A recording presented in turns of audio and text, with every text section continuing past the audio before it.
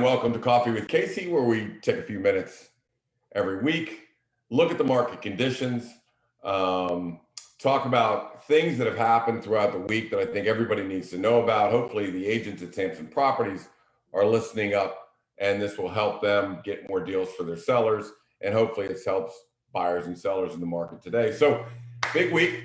It is August the 26th.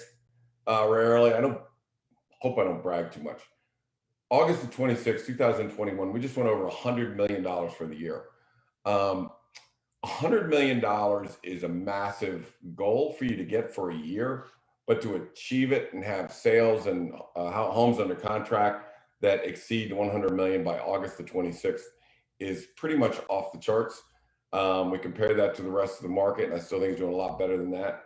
So what was more kind of powerful was, and I say this to authenticate what I'm about to tell you all, because the market is shifting, and unless you shift with it or know what to do, then you could lose tens and $20 and $30 and $50,000. So there's a lot of money at stake. So the reason I authenticate our information is to just say, yes, we've gone over $100 million, so we know what we're talking about. Number two, in Vienna, one of our major markets, homes over $1 million, there's 50 of them under contract, 10 of them are ours.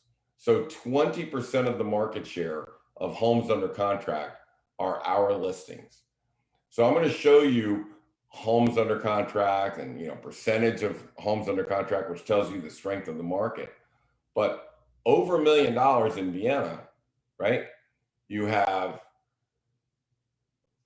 us, our team, which has 89% of our homes under contract. Then you have the rest of the market, which is 50% of the homes are under contract. So, it may come out that the market's doing better, but, to be honest with you, I think it's just we're getting our houses under contract, and that's what's spiking that number up a little bit. So we'll talk about that. Donnie Samson effectively runs Samson Properties, and now has probably 4,700 agents. He may be getting close to 5,000 agents. He's opened up 35 offices. And so Donnie and I are numbers guys. And he said the market is getting softer, the days on market, which prompted me to reevaluate. And we do that every Thursday here. We look at how many homes in a market are under contract. And the conversation was, well, maybe our market is different or better or whatever than the other markets. So we took a look, Now, Samson Properties, Donnie's led this group to the #1 real estate company in Fairfax, Loudoun, and Prince William County. So we've overtaken Long and Foster. And Donnie is really the spearhead of all of this. So I went ahead and took a look. So we're going to look at, my message to him was soft market, question mark, soft market. And I'll tell you why, because if, what is it they say, that if your neighbor loses his job, you're in a recession. And if you lose your job, you're in a depression. So it really depends on who lost their job, right? So it really depends on how we're doing. So if we're doing great, we think the market is doing great, okay? And that's why every Thursday we dissect market segments. With every listing we do, we dissect the market segments. We were in Edgewater and Burke last night. What does that market look like? How many homes are there on the market? How many homes are under contract? How aggressive can we be on pricing? How, where do we end up? So all this information is important. So today's show, we're going to talk about soft market. And then I'm going to give you the secret and the reason why 90% of our homes are under contract, while maybe only 50% of the rest of the homes are under contract. And we're going to talk about the mistakes people are making that hopefully our agents won't make and our sellers and buyers won't make, okay? And in that advice, I'm just going to say that we had one home that sold for $2 million, and we got, because of the way we priced it and did it, we got the sellers $150,000 premium, and then turned right around and on the purchase of their house, use the exact same pricing strategy to go out and knock the price of the home they're going to buy, knock that down $200,000 from its original list price. So how do you get $200,000 off an original list price in a market like this. We'll talk about that. We'll talk about that. And these are the mistakes. The other thing I'm going to hope we can get to is photography. Picture perfect is what I call it. Picture perfect. Pictures are critical, okay? When you look at a home online, just real briefly, when you look at a home online, look at the windows. The windows a lot of times look blurry, and because what happens is 90% of the people use a thing called Hdr photography. That means you take a flash. You know what the flash does to the window? Lights it up. So you can't see out that window. The technique we use, and it's used on the West Coast, and I brought it out here to the East Coast, with a couple of photographers, was you take the same picture 7, 6, 7, 8 times, and sometimes use flash to make sure the whole room is flashed, and sometimes you don't use any flash, so you can get out the windows. Same picture, you get out the windows. Now the windows are deep, clear, no glare, no nothing, and it looks beautiful. And then you just edit them all together. Before you know it, you have all the flash, and then you have the windows, and it looks beautiful. So this $2 million house we just listed, Long and Foster had it on for $2.45 million, and the windows were awful. And I knew exactly why. A, didn't clean them. B, had screens on them. C, didn't use this kind of photography, which will bring in the ambient light for the windows. So when you combine all that together, what happens? You put it on the market, you sell it for $150,000 premium in the first weekend. So picture perfect, and we're going to discuss that in a little while. Okay, so let's go to the market. We always do that, and I like to see, and Donnie and my conversation was the market is slowing down. So let's take a look. Let's take a look and see if it is. So I'm going to share my screen with you guys, and we're going to see if we can find a few charts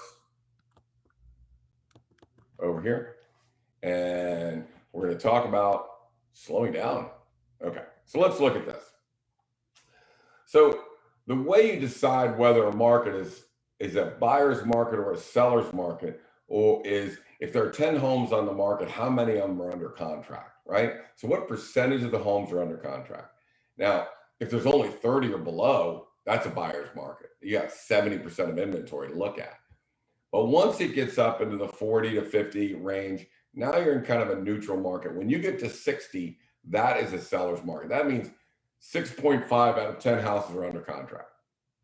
Now, why are the other 3.5 not under contract? Is because a lot of people don't fix their house up, overprice it, sits on Dulles toll roads.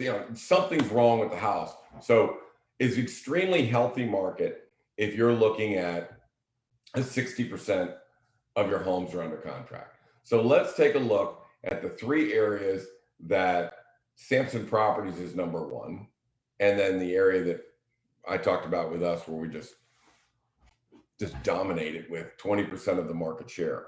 So let's look at Loudoun County. What I've done is I've broken them up. Loudoun County is in the blue, and I've broken them up into the smaller houses, the medium houses, and the large houses, right?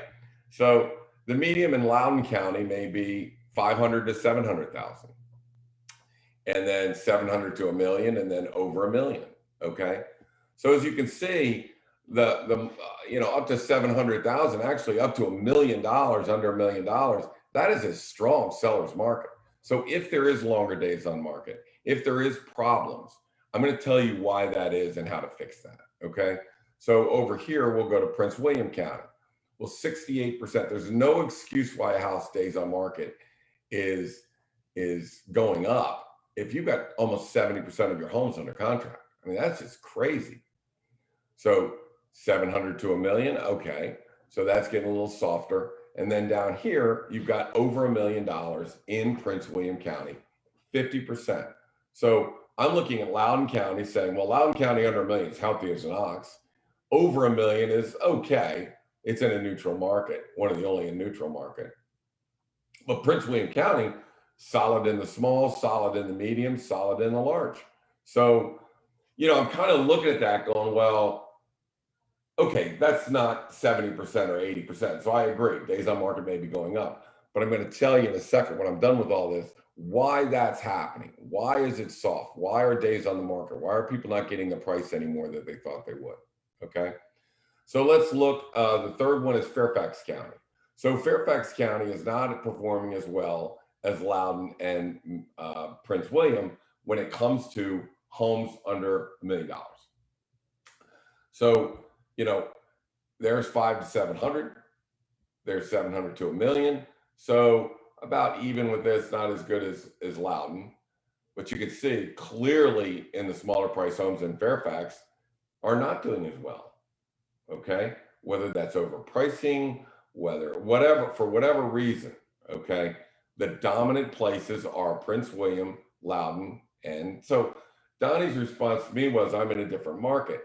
Well, we kind of deal in a lot of Fairfax County, some Loudoun and Prince William, but a lot of mostly Fairfax County. So, we're going to argue about that until the cows come home. But I'm going to look at this and say, well, there's a reason that, they're at 68 and 65. And I think that that's more of a seller's market. So I'm going to talk about that in a second. So let's open our scope up and let's find out what the small, medium, and large, and you're going to see a trend here, right? So I've gone to Arlington, small, medium, and large, right? So Arlington's not doing that well, to be honest with you. You're looking at really a neutral market closing in on a buyer's market. Over here in McLean, same thing. Look at the 35% of the homes over one, and this market is the larger homes are over 1.3 million. 35% of those homes are under contract. So in retrospect, 89% of our homes over 1.3 million is under contract. So, so what's their problem? What is their problem? Why are you guys at 35%? There's no excuse for that. So let's go to Vienna. So Vienna, now we're starting to get a little heavier, better, smaller, medium. We're in the 50s, mid 50s, upper 50s. We got to 60 on this. Now I'm going to say that let me get back to that. I'm going to say that that number right there is skewed because as I said, 20% of that market are our listings. So 89% of our stuff is under contract. The rest of the market is 50%, which was more in line with what the rest of the markets would be. So I normally, an agent doesn't take more than 3, 4, 5% of a market. I mean, come on, 5% is good. If I can get 5% of a market, that's good. Right now we have 20% over $1 million. So that's really strong. And I think that's actually skewed that number a little bit and made it higher than it really is. So, but you can see it's better than Arlington and McLean. So let's go out a little further. Let's go to Oakton. Okay, Oakton's not doing as well, maybe 50-50 here, okay? Neutral markets. Now look at Oak Hill as we start moving out west, okay? Now we go to Oak Hill. Now we're at 53, 58 for the middle, 95. So 21 homes in Oak Hill are over $1 million. 20 are under contract. So 20 out of 21 homes are under contract in that particular market. Now, why are all these numbers important? Well, if you're selling $1 million home in Oak Hill, I'm going to be treating this a little different in pricing than I would if it was in Oakton, right? They're right next door to each other, right? So we've got to know what market I'm in. Last night we were in Burke. Okay, that's a whole different market. You got to redissect the whole market. Haymarket, you got to dissect that market. Pat and I do a lot of business out in Centerville. So 36% of the homes over $1 million in Centerville are under contract. And yet the last 4 or 5 Pat and I've done out there, they've gone under contract the first weekend. Not bragging, just saying the systems I'm going to talk about here in a minute are the reason for that. So if you have, 78% of your homes in Centerville are under contract, under $1 million, what the hell's going on over $1 million? That's a problem. Look out here at Haymarket. 89% of the homes from 500 to 700,000 are under contract in Haymarket. 75% between 700 and $1 million are under contract. Okay, this is a powerful, powerful seller's market out here. That's powerful, right? This is powerful. So I think what you're looking at is the farther out from the Beltway you get, the better the market is. So that does not sync. And I know Donnie's numbers are exact and he sits on numbers. So this doesn't sync with what our conversation was talking about. So I'm looking at it. I'm trying to figure out what's wrong. Why is this that, first of all, why are these so high? And then still saying that, you know, out there, it's not as good as it is closer in. And why in the hell are homes over $1 million not selling in these areas? So I'm gonna tell you why. So we're pretty cool in the market, right? Everybody's got the market. We all know what it is. All right. So let me tell you why it is. All right. So homes come on for $1.1 million and they sell for $1.2 million, right? Had I listed the home for $1.2 million, I never would have got $1.2 million. So the problem is people are looking at new stats and they're pricing it at that number. Oh, my neighbor got 1.2. I'm going to get 1.2. I never would have got 1.2 had I never would have got $1.2 million had I started at $1.2 million. The whole key is trying to get to the biggest buyer pool, to drive traffic into a listing, to generate multiple contracts, to bid the prices up as high as you can using highest and best offer strategy. So what people are doing, I don't care if you're 550 or 750 or $1 million or 1.6 million or McLean 2 million. If you overprice, that house is not going to sell, right? It's just the way it is. You have to look at what it's worth. So last night I'm out in Burke and I'm looking at a house and it's like, well, you know, it's going to sell at about 1.2 plus whatever the premium we get for this beautiful backyard. But you know, everybody listed under 1.5 million, 1.15 million, 115. So if you go over that, we may not get that 1.2, 1.25 plus. Now, I can tell you that this strategy in June brought in an average of $137,000 per deal. So the strategy is, don't put it at where you think it's going to be. Perfect example. I think we're going to get 1.45 for a house, but it comps out at 1.3. But I think we're going to get 1.5. So we did. Put it on for 1.3. Huge buyer pool, bumps it up to 1.5. Yada yada yada, and that's how you do it. So I would caution all the agents to don't look at the sales price. Look at the list price. What did all those homes list for? If you're in a neighborhood and everybody lists under 1.2 or everybody lists under 700,000, but they may settle for 750, 775, then tuck it under 700,000. Or for God's sakes, if you're looking for 775, don't go over 750, because the list price is only meant to drive traffic. Now, let me tell you some results of that one. So we had a couple this weekend and they were hoping for 1.25. So my advice was none of these houses listed over 1.2. So let's stay at 1.99, 1199. So we did. 65 people. And this, again, you know, again, when your neighbor loses his job, it's a recession. When you use your job as a depression. We had 67 showings on that house. We had 20 contracts on that house. And get this, are you ready? So this is kind of the news. As these markets years from now will be telling stories. Here's the story that happened this week. And it's pretty damn funny. So we had a lot of contracts that came in, 20 contracts came in. Obviously, we're going to get a price. We're going to get way in excess of what our list price is, far in excess of what the sellers wanted. And the winning bidder, also threw in a week in Naples, Florida with plane tickets and 2 weeks in Sedona, Arizona. Now, I don't know if you've been to Sedona, Arizona, but it's the Red Rocks of Sedona and they're beautiful. And that's a great place to go on vacation in the late fall. So anyways, not only did we get 65 showings, 20 contracts and vacations, again, so my question is, slowing down? Well, it's slowing down because people are overpricing their houses. People are looking at what the final price is, and that's where they're pricing it at. Okay, that's where they're pricing it at, and nobody's coming. So here's a way of doing something. Test this out. First, when you're pricing houses, Samson agents do what we do, and that is look at the list price and let's focus on what people ask and what they got, okay? We know where it's gonna come in at.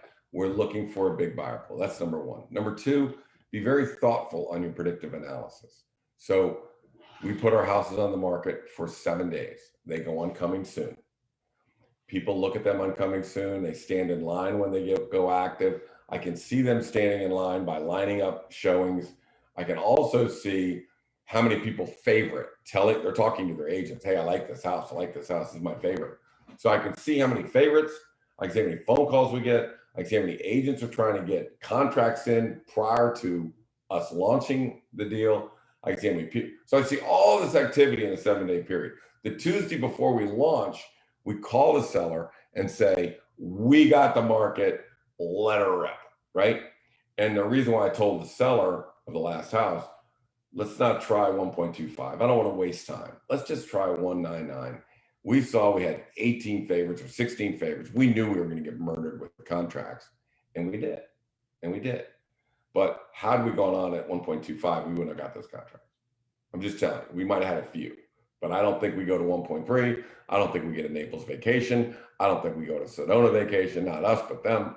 So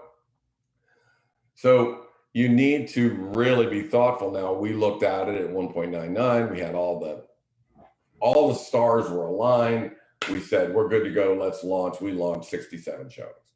So sometimes, perfect example, we just settled on a house right now at 165. We launched it at 1.5, and the coming soon at 1.55 did not work.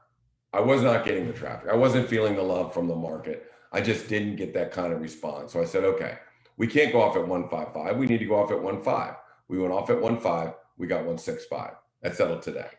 Okay, so that's $150,000. Please remember this one thing. If you're a real estate agent or you're a seller or whatever, you cannot overprice a house. I'm sorry. Let me take that back. Cut, splice this back in. You cannot underprice a house. If a house is worth 1.4 and you said 1.3, 1.35, you're still going to get 1.4 plus. I mean, it could go to 1.5. You cannot underprice a house. It's totally impossible. But if you overprice it, if I went off at 1.6, I would have got nothing. I got nothing at 1.55. So I got nothing at 1 point. I would have got nothing at 1.6. So had I went off at 1.6, I end up getting less than 1.5. I would guarantee you I would get less than $1.5 million. And I get it 30, 60 days down the road, right? But by going at 1.5, I got 1.65, and I got in the first weekend, and I got no home inspection, no contingencies. They're renting back for 60 days, blah, blah, blah, blah, blah, blah, blah, blah, blah. You cannot underprice a house. You can only overprice it. That's the only mistake you can make in this market. Only mistake. Except one. I'm going to tell you that right now. All right. Pictures are very important. We all know that. There's no denying that, okay? People are going to see your house online. Everybody uses flash photography when they take them. When you use flash photography, it whites out the windows.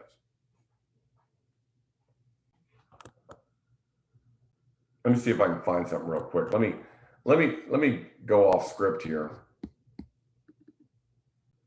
I'm just going to go to one of my quick listing presentations. I'm going to get out of this. I'm going to show you guys something here. Nope, not my offense.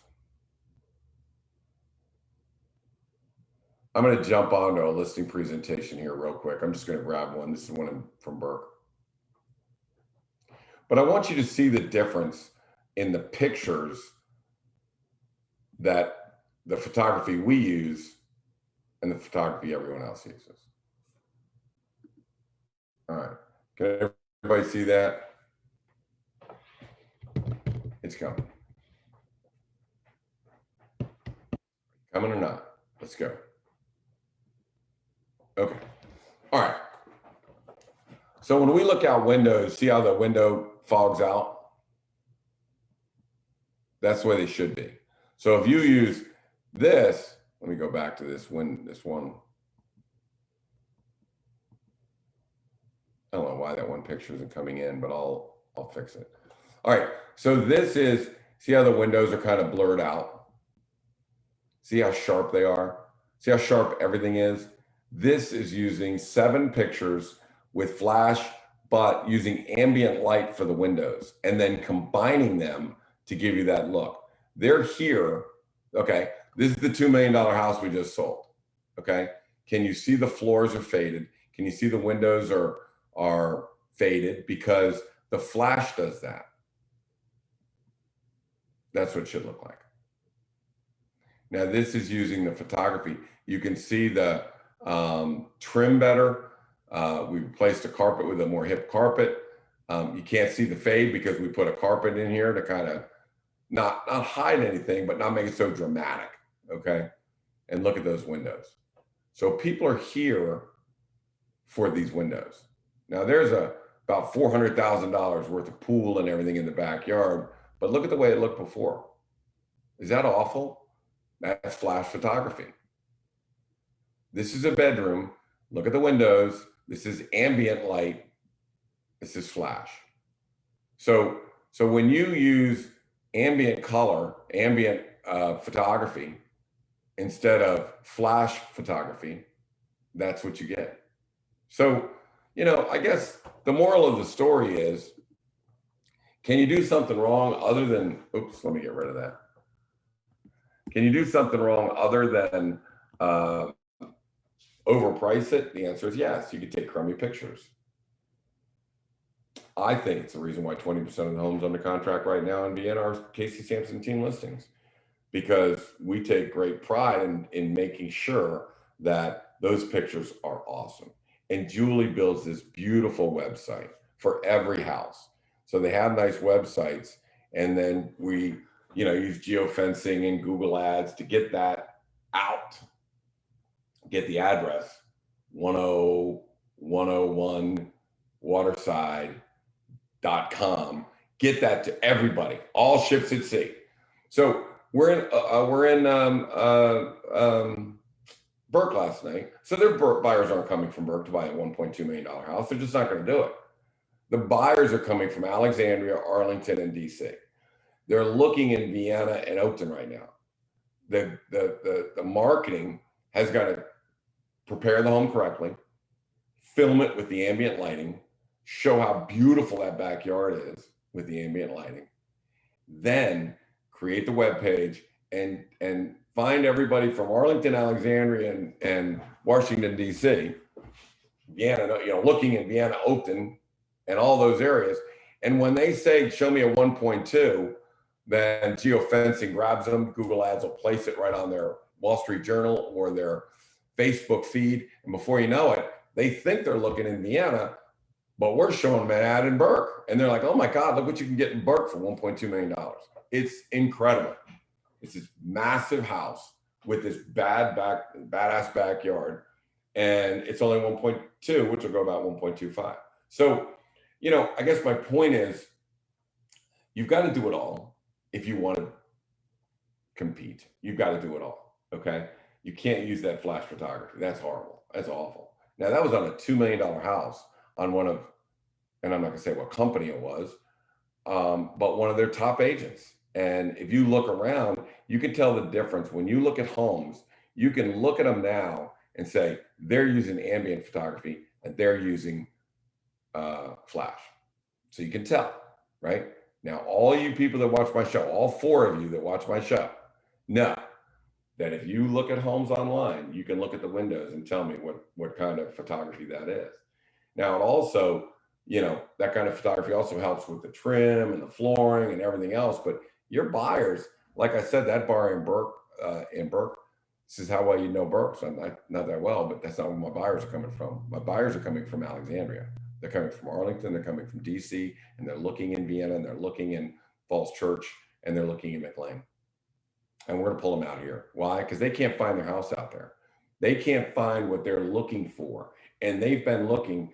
A lot of buyers are now stopping looking for houses because they've lost 4, 5, or 6 houses. They're just pulling out of the market. They're just out. They're just tired. So, and I don't blame them. I mean, it is hard. But next week, we're going to talk about flipping that.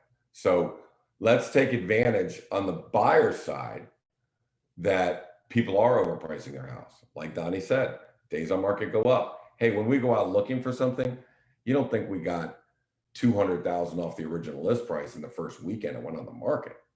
We looked at a house that made a mistake. I said to the agent, how did you price that house? Well, that's what they want. Okay. That's the worst answer in history, but that's okay. So it allowed us to come in, prove our price, fight it down, and before we know it, we're buying a house at a 200,000 under list price. So sellers, don't overprice. Buyers, find somebody who overpriced, and let's come in after 60 days and let's start negotiating that and start working that price down. So it's an interesting market. It's a great market. What happened this weekend is something we'll be talking about for a long, long time. Both going over $100 million, capturing 20% of the market share in Vienna, or a seller that got a trip to Naples, Florida, and a trip to Sedona, Arizona. And I ask myself, well, what are you going to talk about every Thursday? I don't know. It's like, well, a pretty dang good week and pretty interesting. So I hope this helps you guys. My name is Casey Samson. I'm at Casey@CaseySamson.com. My phone number is 703-508-2535. If you need some help, give me a call. Congratulations to Morgan and Colby, Pat and Billy and Pam and Kelly, the agents on my team, for getting this thing over 100 million. We all work in lockstep together. For Julie for doing such incredible marketing, for Michelle doing all her back office work that keeps us rolling. She's the one that does all the newsletters for you all. And thanks to all the sellers that decided to go with us and put their faith in us. And I just want everyone to know, when you put your faith in our team, I don't care if it's a $200,000 condo or a $2 million house, it's balls to the walls, man. It's throw the throttle down and let's throw everything we have at it to get the best price we possibly can. That might be why we went over $100 million this week. So thanks, guys. Thank you, Julie. Thank you, Sharon. Thank you, Michelle. And thanks to the agents. And thanks to our sellers. See you next week, guys, on Coffee with Casey. Again, Casey@CaseySamson.com. 703-508-2535. You can see all of our podcasts at CaseySamson.com/podcast. All right. See you next week, guys.